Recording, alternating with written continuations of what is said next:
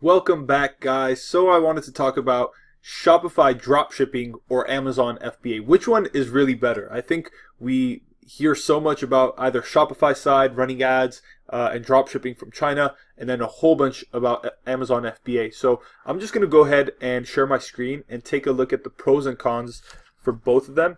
And we have to remember, again, we can be successful with both business models, but it's what's right for you. Just because someone is doing very well on Shopify doesn't mean that it's going to be your strong suit, and vice versa with Amazon FBA. So let's start with Shopify and kind of go through the pros of Shopify dropshipping as far as through AliExpress and whatnot.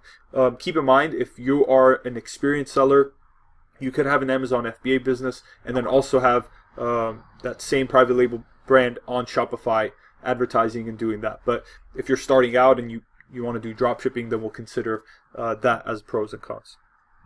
So initially with Shopify drop shipping, the pros is you don't have to have any inventory on hand. So you can literally list thousands of products on your Shopify site, and we'll go ahead and take a look at Choo Choo Pets or Choo Choo Pet as an example. And you can see that they've listed they've listed it with their brand in the front. I doubt that they're actually branding the product.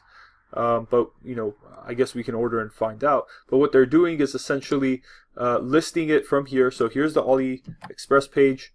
You can buy it for $179 or $310, and then they go ahead and sell it for $9.99. And this might be a sale price, promo, and then they run ads to this page on Facebook, Google, YouTube, Instagram, wherever it might be.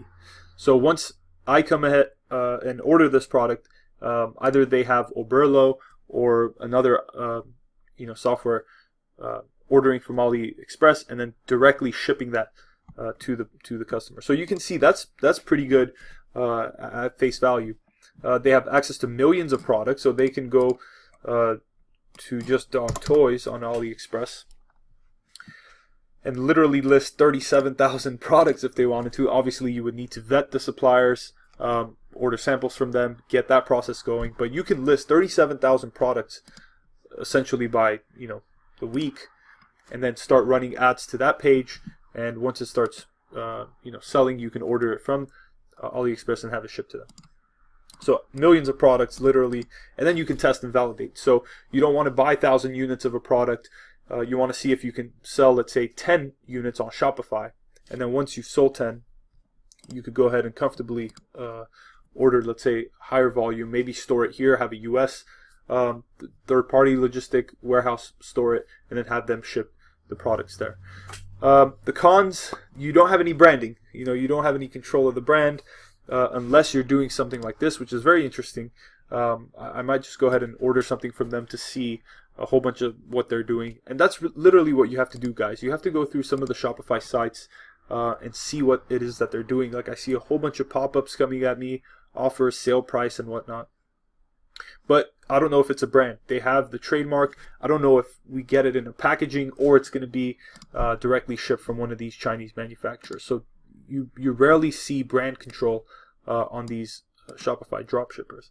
Obviously, if it's coming from China, it's going to be long shipping times, delays. Customers get pretty unhappy. So if you are going in that direction, please make a big note on this section that product ships within or arrives within 12 days, 2 weeks, 3 weeks, whatever. Because the opposite, Amazon, the customers get the product within 2 days. So that's a huge con on drop shipping from China. Obviously, because it's such a low barrier of entry, there's going to be high competition. So you could find a niche, but most likely another person is selling that exact product. They're just out marketing you, which is kind of sad. So that's why there's no branding on that side. Very high amounts of competition. You could definitely get into a niche and dominate that, but that's one of the cons of Shopify, I guess. So, oops.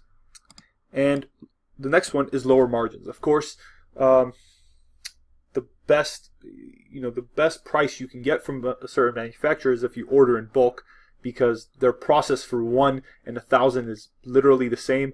So they can save a whole bunch on making that 1,000. It's essentially getting economies of scale. So you're gonna pay a premium for this dog toy, for example, All right, let's find the let's find dog toy. What do we have before this? The Chewy ball. So we get it for $179 here, but if we go to Alibaba, which is the mother company of AliExpress, the manufacturer side, maybe we can find this for cheaper. I'm pretty sure we will find it for cheaper. So here we can get it all the way down to 10 cents for the Chewy ball, because we're ordering, well, even with one piece, but it looks like one piece will be closer to 120, and then if you order more, they could potentially get it down to 10 cents. Another very ninja trick, so to speak, that we could do is go to 1688, which is the Chinese manufacturer's Alibaba, if that makes sense. So it's local wholesalers who want to buy directly from Chinese manufacturers. So their pricing is even better. For example, let's put dog toy and Chinese. The only thing is we have to search in Chinese. So if I search this in 1688, hopefully we can find a ball closer. Okay, so here we find that Chew stress toy or whatever it was, right?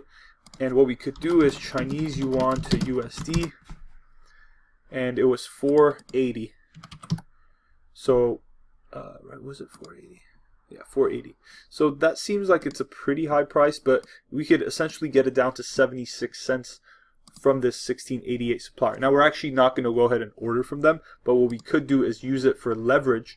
If we order it from this guy and say, hey, look, we found a competitor who's selling it for 76 cents. Could you offer this price, or could you beat their price? And maybe we could even do that with the AliExpress supplier. I hope you guys are enjoying this. Like that's a lot of value right there.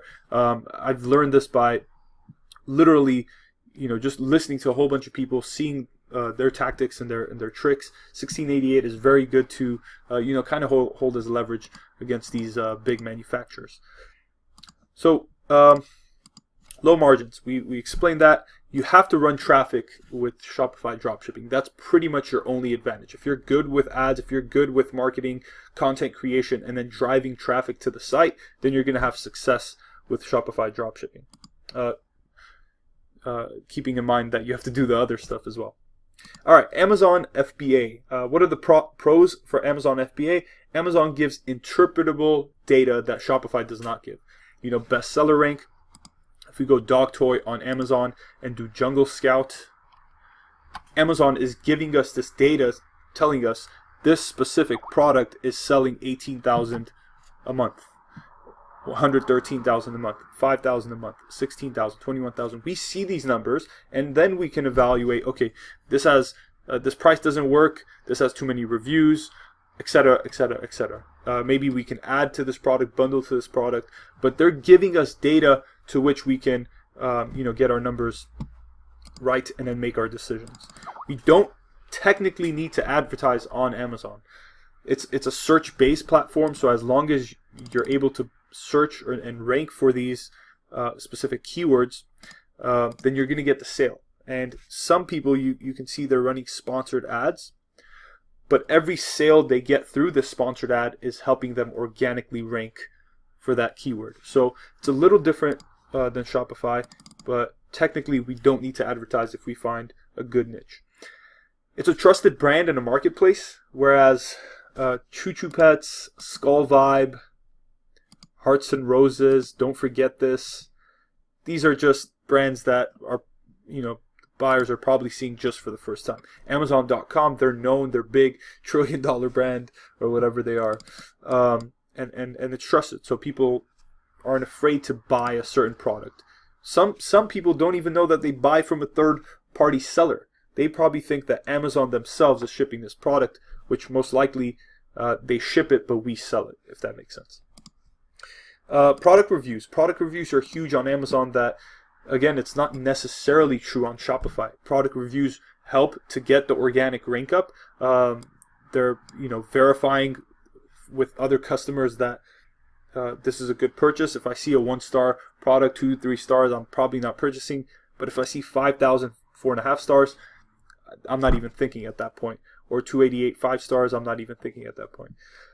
So product reviews are huge, and obviously fast shipping. If you see Prime next to all the items, if you're a Prime member, you get that product in 2 days. So that's huge with customers. Some of the cons with Amazon, they don't give you customer information. So you're essentially, we work for Amazon. We're using their fulfillment warehouse. We sell for them. They keep the commission, and we don't even get access to our own customers. So it's not a brand building website per se. We can definitely find our initial customer. We can find different ways in targeting them: phone number, customer service, reaching out, social media, offering free products, whatever the case might be.